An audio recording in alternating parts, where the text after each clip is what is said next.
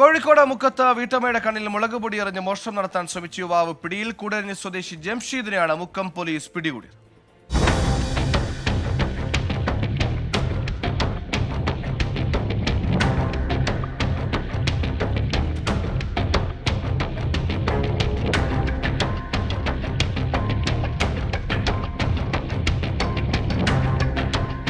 കഴിഞ്ഞ ദിവസം പുലർച്ചെയായിരുന്നു സംഭവം. നോമ്പ് തുറക്കാനായി കാലത്തെഴുന്നേറ്റ മുക്കം സ്വദേശി സഫിയയ്ക്ക് നേരെയാണ് മോഷണ ശ്രമമുണ്ടായത്.